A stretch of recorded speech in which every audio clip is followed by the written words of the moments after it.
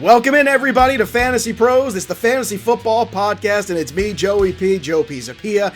That is Kyle Yates, and it's you, and we're talking NFC South today. And what's been so fun, in case you haven't noticed, is we're giving you more podcasts here at Fantasy Pros. Every day, we're giving you something, whether it be 10 minutes, half hour, somewhere in that range. We're giving you some fantasy football goodness every single day here at Pros because we love our listeners, and this little newer, quicker format, we're trying to give you more for less time. So we hope you're all enjoying that. So make sure, if you haven't already, subscribe wherever you get your Fantasy Pros podcast to any sort of channel. And speaking of fun, we've got one of our favorite people here. He is the man from Fade the Noise. He is a contributor every year to the Fantasy Black Book, and he's got strong beard game, strong hat game, and most importantly, strong Southern accent game, which I just so jealous. He's the one, the only, D-Bro, Derek Brown. D, welcome to the show, man. It is good to talk to you, my friend.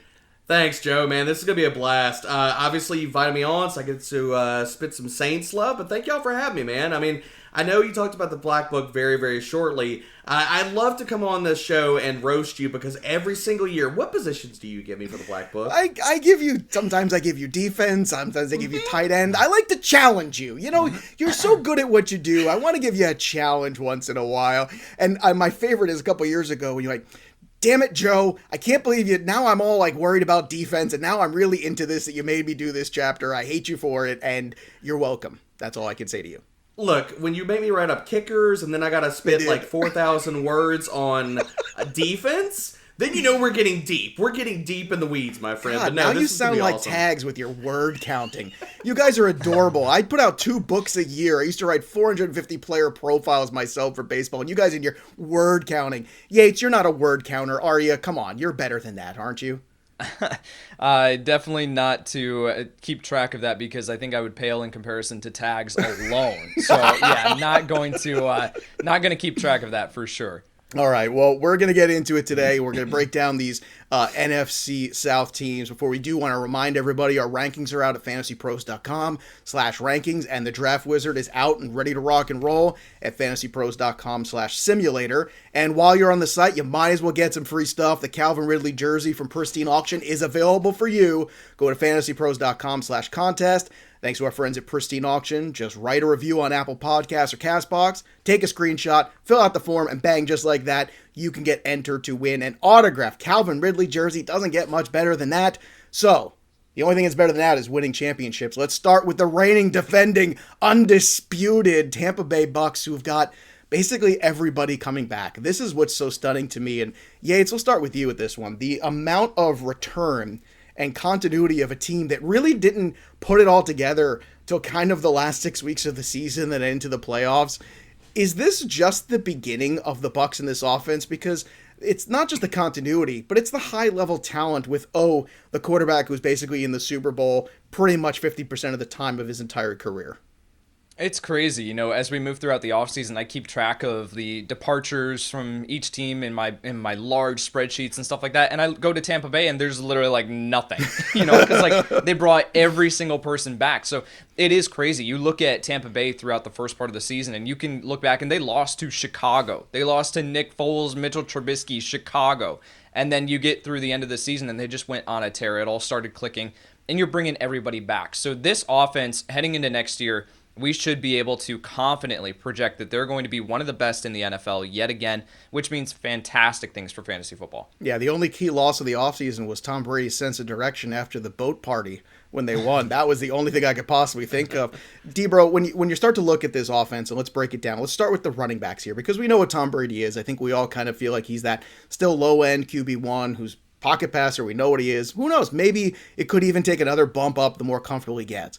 But let's look at the wide receivers here because we haven't quite gotten Antonio Brown to sign yet. He's got to pass the physical as we're recording this. You got Evans, you got Godwin, you got a few other guys in there like Miller and Johnson. In your opinion, is this wide receiver core and the returning Fournette something you're looking to put some fantasy shares into?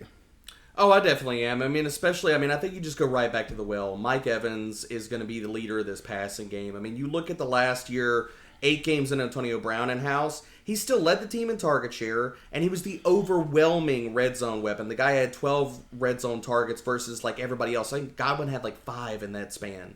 So I really want exposure to the top two weapons in the passing offense. So Evans and Godwin, both of them are going in drafts right now. Like if you're doing early best balls, Evans is somewhere around the wide receiver 15 to 17. Godwin is back in wide receiver 2. We know this team is going to throw a ton. So I know Antonio Brown and everybody wants the value as long as we get him back on the team and he gets cleared.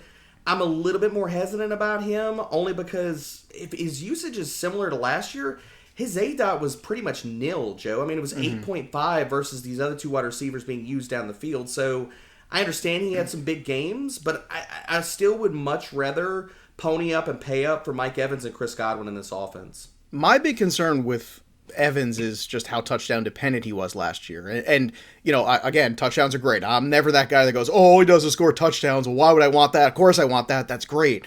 But at the same time, I'm concerned with the reoccurring hamstring issues. And Yates, when you look at Mike Evans overall, I think it's like almost half of his fantasy production was tied into those touchdowns. He actually maybe even a little bit more if memory serves. How does that kind of sparse out for you along with Godwin? Do you have like a side for one of these guys? Because in terms of ADP and ECR, they're going to be relatively close, I think, again this year. Well, it depends on what you want for your roster. If you want Mike Evans as that like wide receiver one, someone that you can just lean on consistently, and Derek said he's not going there in ADP currently, which is fine. But if you want him as that, you lean on running back heavy early on. Mike Evans isn't going to bring that consistency. He brings the upside, certainly, but there were those games where he had like one target, one reception, 2 yards for a touchdown, right? And that, just trying to predict that moving forward is so difficult to do. So if you want Evans as a wide receiver 2, wide receiver 3 on your roster that you can lean on that upside, I think that's a solid move. But depending on him as your wide receiver 1, that's a little risky. With Chris Godwin, he's going to give you a safe floor. He might not give you the upside, the touchdown upside that Mike Evans does, but he's going to provide you a safe floor week in and week out. So I think that between those two, I personally would be looking at Chris Godwin. That's just the way that I prefer to play fantasy football, is leaning on the targets, leaning on just the consistency versus some of that boom or bust. Yates, Leonard Fournette returned. Or is he returning to your investable running back grouping for you? Because as an RB2, which is, I know, you know, when I'll overrate what you see in the playoffs, but it's also, once again, this offense was such a work in progress all year, where it felt like it was one giant training camp for them until they got into the playoffs, and then it all kind of put together. Was what you saw enough to invest in 2021? I really don't know if it is. And we'll, you know, spoiler How about alert, as I a don't flex? Can I Yeah, interest you as a you know, flex RB, Lenny Fournette? Yeah, I think that as a depth piece on your roster, absolutely. But spoiler alert, we're going to be talking about Fournette here a little bit later on, because I think that his ADP is going to get a little bit out of control as we move into draft season. So I think with Fournette, it's a concern. Not only do you still have Ronald Jones in this backfield, you do still have Keyshawn Vaughn, who I think that they're not ready to just completely move on from. They spent a third-round pick on him. And then they also added Giovanni Bernard to this backfield too. So they need some of that, like the receiving ability, that safe, reliable receiving ability out of the backfield. And Fournette just doesn't bring that. I don't know if we're going to get Lombardi Lenny throughout the regular season, right? I just don't know if we can safely predict that. So Fournette, relying on him as an RB2 on your roster or anything more than that, super risky game to play. Having him as a depth piece, RB3, RB4 on your roster, absolutely sign me up. All right, so there you go. And look, in terms of Gio Bernard, I think he just wants to win. I mean, he's been wasting away in Cincinnati for a long time. I'd want to go play with the Bucs too if I was him. Last but not least, the tight ends. Let's just hit these real quick. You got Brate, Gronk, and returning from injury, O.J. Howard. Any interest in any of these guys for you, D-Bro? Obviously, it's more kind of, you know, just kind of roll them up in one time. Maybe you get lucky. There was some early traction with O.J. Howard, but obviously the injury kind of killed that. Do you think it's Gronk, or is even Gronk viable in your mind? I'm more likely to just punt the position. Where Gronk is probably going to go in drafts. He's probably going to be 10th, 11th round-ish, maybe a little bit higher than that.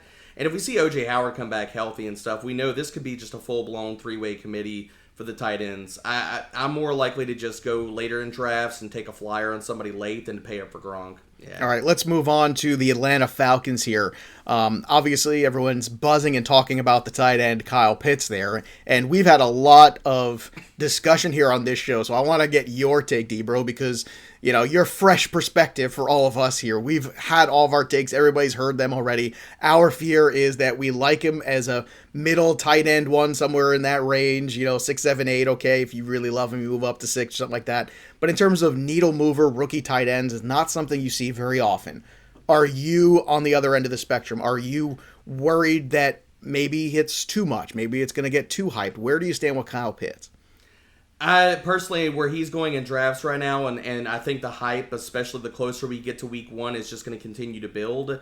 And especially if Julio moves, like on July 2nd, if he's gone, the hype is going to be deafening. It's already deafening. Like, I can barely hear right now. No, I mean, right now, Kyle Pitts is pretty much a no-go for me. I mean, if you're doing, like, best ball drafts and you're in tight end premium formats, the guy's going in the 4th round right now. That's absolute insanity. And I know it's different if you're looking at regular PPR and stuff, but still, where he is going in drafts, people are baking in the ceiling projection. People, the wide receivers he's going around at that point, their median projections are still better than his ceiling projection. So no, I mean, Kyle Pitts right now is a full stay away for me. I can't pay that price at all. All right. So Kyle Pitts is a stay away, but Kyle Yates never a stay away. I always like having Yates around. Yates, tell me about Matt Ryan in this new offense too, because Arthur Smith comes over. Some people are speculating maybe they don't throw the ball as much. It's one of these defenses that I still haven't seen make improvements year over year. I still think they're going to throw the ball more than people realize. You've got all these weapons. Matt Ryan's still a low-end QB1 as far as I'm concerned, and I would love to have him as my second quarterback in a superflex if I could somehow get him early enough. What do you think this offense looks like? Does it look like the Falcons' air attack of old? Oh, man, I don't know if I'm willing to say that it's going to be Dirk Cutter levels here in Atlanta, right? But Arthur Smith coming over, everyone just kind of wants to project and copy and paste that it's going to be as run-heavy as he was in Tennessee. But you look at that backfield, like Mike Davis, yes, the guy's got amazing quads. We'll give him that. He does. Can we all have a moment of silence for the quads there of Mike Davis? A.J. Dillon, Saquon Barkley, Mike Davis, all in the same tier, man. I think you can fit 2 or 3 of my quads in one of theirs. So with Mike Davis, though, he wore down as he got that opportunity in Carolina last year. So I don't think that he is going to be able to withstand that same workload. Then you look at the rest of their backfield. It's Quadri Allison, Tony Brooks-James, Javion Hawkins, and Caleb Huntley, who are both UDFAs. Like, I think it's an incomplete puzzle right now in this backfield. Adrian Peterson might be the guy that we see signed to this roster in like training camp and something like that, where he comes in and kind of is able to shoulder that workload to be able to balance it out a little bit. But as of right now, I think that with the defense the way that it is and the running game not being able to support that level of, rushing attempts, I think that we absolutely see the Falcons air it out again this year, not to the same level as what we've seen in years past, but more than enough work for Julio, Calvin Ridley, Kyle Pitts. And I think that all translates to Matt Ryan being a low-end QB1, high-end QB2 again this year. You mentioned it, Joe.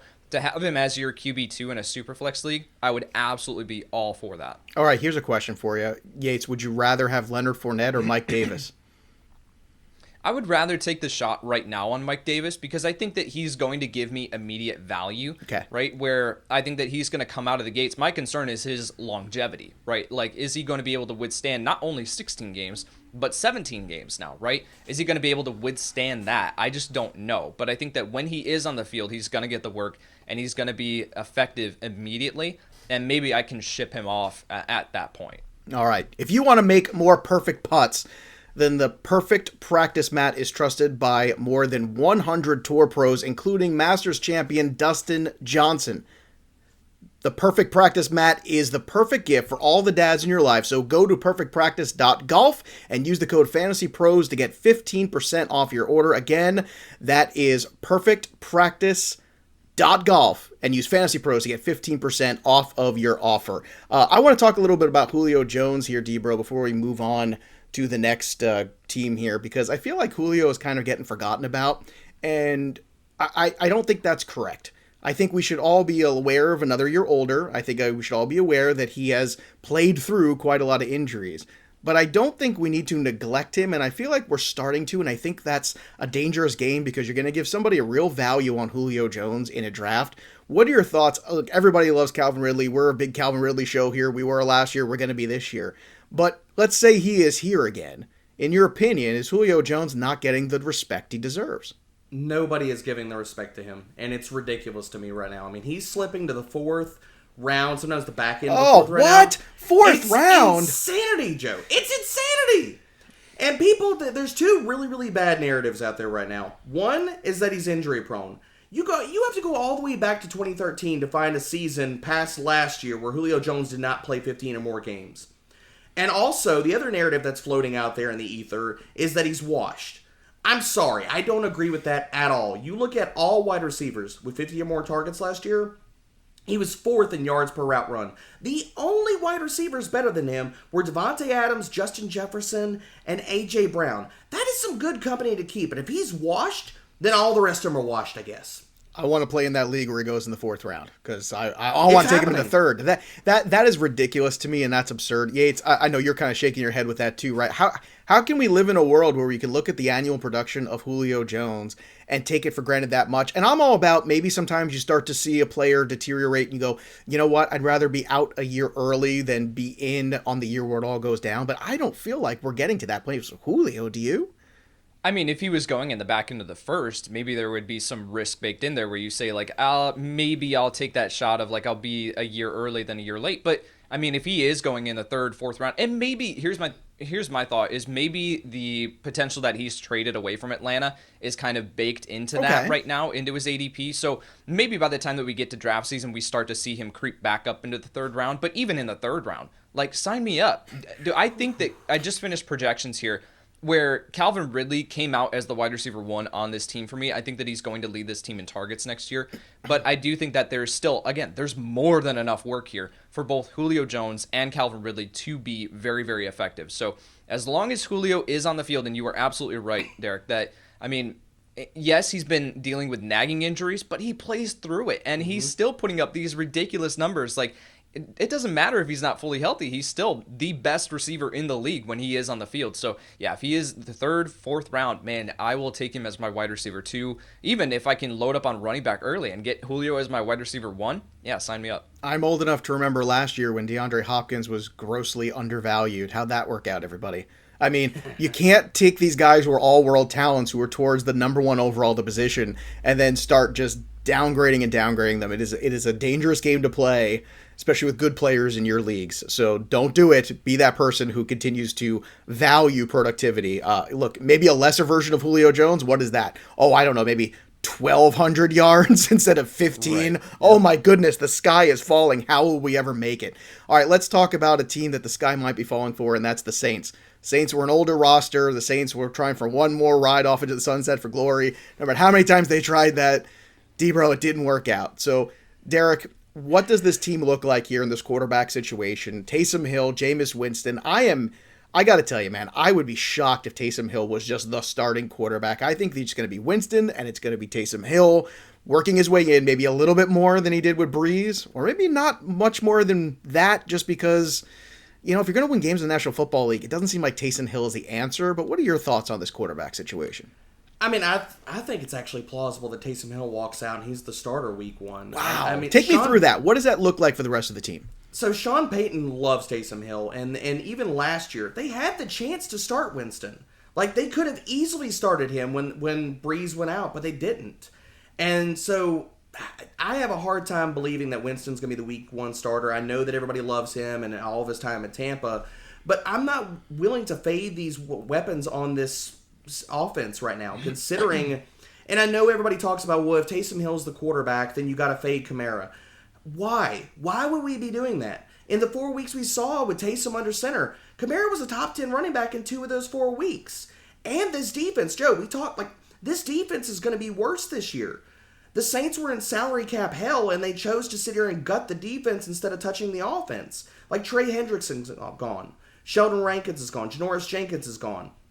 You go down the list, and people are like, okay, well, they're not going to pass that much. If they're in negative game scripts because their defense is worse this year, they could be passing, even if it is Taysom Hill under center. So Kamara and the offensive weapons, like Manny Sanders and Jared Cook, are gone. We have a consolidated target tree right now. Michael Thomas and Alvin Kamara are going to lead the way. You are going to have a tertiary piece that pops up. Whether we want to talk about Traquan Smith or Adam Trautman, I think the target volume is going to surprise people. I'm still buying into it, and if Taysom Hill's the number 1 quarterback on this roster come week 1, he's going to be a value because if he plays in 17 games, we know the rushing equity is there, and he could surprise people with his arm. You know, people forget, too, one of those games with Taysom Hill in it for Kamara was also that walkthrough, basically bye week in Denver, where they had no quarterback. So I hate when people want to point to, oh, look how bad Kamara was with Taysom Hill. Well, you can't put that game in that mix when you're trying to, make sure you're analyzing it, because that's just a failure, and that's where sometimes people get caught into stats. You got to go a little deeper sometimes. It's not just the stat, it's the applicability of them. Yates, I want to get your take on this quarterback situation. Do you see it the same way as Debro, or do you think it's Jameis Winston? I do think that it is going to be Jameis Winston. Now, do I think that that is 100% locked in? Absolutely not. I think that we could absolutely get into training camp, and if we do see Taysom Hill as the week 1 starter, is it going to shock me? No, but I'm projecting that it is going to be Jameis Winston. So the type of offense, there is some truth to what Derek is saying, that they are going to be passing more. The defense certainly got worse. Their X, Y, and Z all lines up to indicate that, but I think that the offense is still going to be drastically different, whether it is Taysom Hill or Jameis Winston, as far as the average depth of target, who is going to be targeted frequently, things like that. So I think it's going to be Jameis Winston, and if that's the case, there's someone that I'm really, really intrigued with in this offense that we'll talk about here later, but I think that it's going to be different, but I am projecting that it's going to be Jameis Winston. All right, well, Alvin Kamara is still going to go in the first round, I think, regardless of whoever's quarterback or even if there isn't clarity. It's Michael Thomas that I think has the biggest kind of swing here. So, Yates, I want to start with you with Michael Thomas. Sure. Where's the swing here for you? Where do you feel comfortable? Of course, we'd all feel more comfortable the later we got him. But, I mean, even Julio Jones or Michael Thomas. I'm taking Julio Jones, and I've seen Michael Thomas go ahead of him sometimes. So, in your opinion right now, where do you stand with Michael Thomas in terms of your rankings with things currently constituted the way they are? Oh, man. I think with Michael Thomas, it's one of those same things with Mike Evans, where would I love to have him as my wide receiver 1? No, probably not. I would honestly like to have him as my wide receiver 2, where I think that he brings that upside. We've got the talent. We know that. We know that he can be a fantastic contributor for fantasy football. But I just don't want to bet. I don't want to put all my chips in for Michael Thomas being the carrier of my fantasy team as my wide receiver 1. So, man, I think that to have him as my wide receiver 2, I'd be very, very happy with. Honestly, I don't think I'm going to get him there. So I probably am going to have 0 shares of Michael Thomas next year. I tend to agree, and I feel like the same thing. Debro, Michael Thomas, with Hill, without Hill, with Winston, what combination? What is it you think in terms of your comfort level of having Michael Thomas in drafts this year? I'm absolutely comfortable taking him. Right now, he's going in the 3rd rounds of drafts. He's in that nice little bucket with a bunch of high-volume wide receivers. Like Keenan Allen is going around him. Allen Robinson's going around him. If people want to gravitate to those 2 players, that's fine. I absolutely understand. Well, Debro, is that fair to gravitate because of the locked-in quarterback nature? Like, I kind of think isn't that the deciding factor you think people are leaning towards? I think they're leaning towards that definitively with Keenan Allen, and we saw that last year with Herbert. Like, he was a top 5 wide receiver. Target share is amazing, but I think people are sleeping on the fact that Michael Thomas showed us this last year. With Taysom under center, he had a 33% target share, and he had 48% of the air yards. All he didn't do was score touchdowns. And if we're talking about it's going to be consolidated, none. And now you're talking about a guy that's slipping to the 3rd and maybe 4th round in some drafts where people are going to fade him. I'm comfortable taking him because I think the passing volume is going to be there. They're running out of targets to throw to, and if he's going to have over a 30% target share, we talk about the volatility of touchdowns. Yeah, give me Michael Thomas. Like, I think he's going to be a wide receiver 1 this year. I love it. Mike Thomas had a touchdown, but Michael Thomas, none touchdowns. None. All right. This time of year, everybody, obviously, it's beach season, it's pool season. Everyone's going to be out there, and you want to start to get in better shape. And it's tough because everyone wants to eat healthier. And one of the ways you can, without all the bad stuff, is obviously Magic Spoon. So Magic Spoon's got 0 grams of sugar, 13 to 14 grams of protein, only 4 net carbs in each serving, and it's only 140 calories altogether. It's keto-friendly, it's gluten-free, it's soy-free, it's low-carb, it's GMO-free, it's Yates-free, but it's got a lot of Debro in it, just so you know. We've got exciting news, too. Magic Spoon has released a super delicious new flavor called Birthday Cake. So every day is your birthday. Just like here on the show, we have great guests like Derek Brown. And Birthday Cake can be available in that 5-pack, which is for limited time only. So get it while you can, or you can build your own box. Available flavors for your own custom bundle are cocoa, fruity, frosted, peanut butter, and cinnamon. And if you're listening, Canada, you are now able to get your Magic Spoon. So go to magicspoon.com/fantasypros and grab the new limited edition Birthday Cake or a custom bundle of cereal just for you, because we like to do things just for you here on the program. Be sure to use that code FantasyPros at checkout. Save $5 off your order, and that offer is good here in the U.S. or in Canada. Again, that's magicspoon.com/FantasyPros. Get healthy. Get the spoon. All right, let's get a spoon and let's dig in here to this last team, which is the Carolina Panthers, who look a little different than last year. Sam Darnold, now the quarterback. And I got to tell you, there's a part of me that kind of wants this to really succeed just because I live in the New York area and I know it would upset a lot of my Jet fan friends. And I just think that's something they just get really just fired up and mad about it. That, look, see, he was good after all. But you're going to get McCaffrey back here. You still got a really good wide receiving core with Robbie Anderson. There's familiarity with the quarterback there. You've got DJ Moore.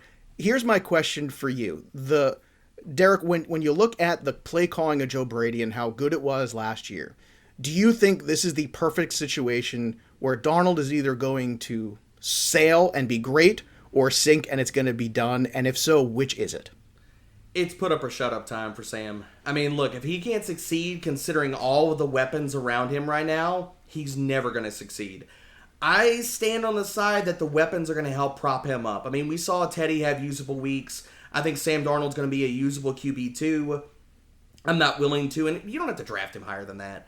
But as a second quarterback in Superflex, yeah, he's fine at that point because the weapons are going to propel him to some ceiling weeks. We're going to see that.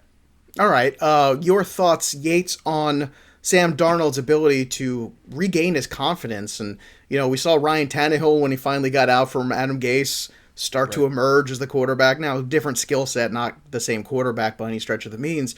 But do you think this is just a matter of getting him out of New York, getting him away from Adam Gase, and putting him in a situation where, my goodness, there's a lot of weapons to work with, which is not something you could have said in his tenure with the Jets? Well, listen, it's kind of the same thing with all incoming rookies where we say they've got the talent. Now they've got the opportunity. Now it's completely up to them. With Sam Darnold here in Carolina, he's got all the receiving weapons that he didn't have in New York. He's got a capable and competent offensive line, which he didn't have in New York. Now, I don't think that the Carolina Panthers offensive line is a top 10 unit, but it's certainly better than what he had in New York. So everything is lining up to indicate that Darnold can have success here in Carolina. Now it is completely up to him and to see what he can do with it. But having Christian McCaffrey out of the backfield, having DJ Moore, who I think is going to line up in the slot, oh boy, sign me up for 2021 in DJ Moore with Sam Darnold as his quarterback. All of this is kind of lining up to say that Darnold, I think, is in a position to succeed. But again, it's now all completely up to him. Yates, what are your thoughts on Christian McCaffrey coming back from that injury? Because I feel like everyone's kind of just resetting in default. Is that the right approach where we should just take last year, crumple it up, and throw it away? Or should we pay more attention to it, and is there more potential fallout than we realize from CMC's bad 2020? I'm putting him at RB1. Okay. Really, I just finished projections, and you look at that. You look at his skill set, you look at what he's done in the past, you look at Darnold and what he has gravitated towards. All of it is just indicating that there is a ridiculous workload incoming again for Christian McCaffrey. Can he withstand it? Yeah, I think so. He's done it in the past. Now, those injuries are impossible to predict. If he has another injury-riddled season, then next year I think we have this conversation of, is he worth putting at RB1? But I'm just putting everything that happened last year just kind of out of sight, out of mind, and I'm plugging Christian McCaffrey back in as my RB1. All right, I want to get your thoughts on Christian McCaffrey, Debro, and also this wide receiving core. It's also got a young rookie to it, Terrace Marshall, who they drafted. Do you see him making any impact here? And do you think that Christian McCaffrey is also that 1-1, you're ready to go back and learn to love again? I think you got to put CMC back there only because of the projected workload. And when we saw him on the field last year, he was the undisputed RB1 in fantasy points per game. So it's really, I think it's getting a little bit too cute for us to take him out of that top spot. I mean, I understand Dalvin Cook. He's got his own injury concerns. You want to put Saquon Barkley up there. Who else is going to sit here and take the mantle of RB1 that we're willing to sit here and just automatically put above CMC? So, for me, yeah, he's still sitting on the throne. As far as this wide receiver core, yeah, I think Terrace Marshall can have a fantastic rookie season. I think that, look, Curtis Samuel is leaving behind a 19% target share, and I understand that some of that, the water's a little bit muddy because CMC was out last year. But the other thing about it, if we get more competent quarterback play, if Sam Darnold does play up, this team was only 22nd in passing attempts last year. That can go up in Joe Brady's offense. The pace wasn't outstanding. And Yates got me all excited. I almost had to hop off the show for a second and go change my underwear because he starts talking about DJ Moore out of the slot. Oh, baby. Who would you rather Sign have, me DJ up. Moore or Deontay Johnson? Oh, DJ Moore. Give me Okay. DJ Moore. I just want to throw out there similar kind of potential stat lines there. I wanted to get your feeling. All right, let's close things out here with a little fun. We're going to have a sleeper, a bust, and a breakout from this division here in the NFC South. Let's start with a sleeper. I'm going to go with Tyler Johnson. Godwin missed some time last year. There were moments where you saw Tom Brady in big spots have a lot of confidence in the young Tyler Johnson, and Tyler Johnson showed up in those moments in the playoffs. I like that. I'm also worried about Mike Evans' hamstrings. I really am, and Antonio Brown is a walking worry thing. You just worry about him no matter what. At any given time, it's Antonio Brown. So I think Tyler Johnson is one of those guys in deeper leagues to at least keep an eye on, if not kind of stash on your roster potentially. Yates, who is your sleeper? I'm going back to Tampa Bay. I'm going to that wide receiver core, and I'm going with Jaelon Darden, who they just selected in the back end of the third round, early fourth. I was all in on Darden coming out of North Texas, and he brings a skill set that is the opposite of Tyler Johnson. He brings a little bit more to the table where he can contribute on special teams right away, which allows him to stick on this roster. When you look at the depth chart, you have the top three guys. You have Godwin, Evans, Antonio Brown once he signs, and then you've got Scotty Miller, who I think sticks on this roster. He brings some punt return upside as a backup slot receiver, and then if they only roster 5 receivers, there's a potential that Tyler Johnson isn't even on this roster in week 1 just because of what he doesn't bring to the table with his lack of athleticism. He's a solid slot, solid depth piece, but I don't think that he's ever going to take that step forward. So Darden, if something were to happen to one of the top guys, I think that Darden has this skill set and potential to step in and contribute, and I think that he's going to be on the roster guaranteed. I don't know if that's the same for Tyler Johnson. D-Bro, you have a sleeper for this division? Yeah, I mean, look, I want to go back to New Orleans right here, but I think I'm going to stay in Carolina. I'm going to go with Terrace Marshall. I think the passing volume is going to surprise some people. I think Darnold is going to play well enough. I think Terrace Marshall is a fantastic prospect. If anybody's sleeping on him, I know the injury concerns. I think that he could explode. And if anybody goes out from this offense, say DJ Moore misses some games, Robbie Anderson misses some games, we know where the targets are going. Terrace Marshall could be one of those guys you get at the very end of your drafts that could absolutely crush. All right, let's switch gears to busts. For bust, I'm going to go Taysom Hill. I just am. I think people are going to get too excited about it, and it's got more of a chance to either be muddy or bad. And let's not forget, too, when he had to handle the full workload sometimes in college, even back then, there were some injury concerns with him. So I am worried about Taysom Hill as an investment, period. D-Bro, give me a bust in the NFC South. People are paying the high price, and I'm just not with it. I'm going to call Kyle Pitts a bust. Considering where he's going in drafts, I can't draft him as a top 5 tight end. I can't do it. There's just, look, you're projecting a historic season for a rookie tight end, and I'm just not there. I'm not willing to sit here and do that. I think people are cherry picking their outliers they want to sit here and dive into. All right, Yates, who's your bust in this division? Pitts was definitely in consideration for me, but I wanted to go a little bit outside the box here, and I'll go with Leonard Fournette, where I don't have the guarantee here that he is going to be the locked-in starter for this offense, that he's going to contribute the way that he did in the playoffs. What happens if he fumbles? What happens if he drops another pass? There's always those concerns, and I think that by the time that we get to draft season, we're going to see his ADP rise to the point where I'm not willing to roster him, like I said earlier, as anything more than an RB3, RB4 on my roster. And so I'll say if the hype gets out of control here with Leonard Fournette, like I'm projecting it to be, he'll be a bust. All right, let's stick with you, Yates, and leave on a high note here. So that's the negative. Let's do a breakout. Who's the breakout in this division for you, Yates? Yeah, it's crazy to call a 4th, 5th-year player a breakout here, but let's go with Traquan Smith, man. I have always admired Traquan Smith's receiving ability and his talent, but playing with Drew Brees, the skill set just never matched up with Drew Brees's. So, you look at Traquan Smith's ADOT over the past 3 seasons, which is average depth of target, 12.8.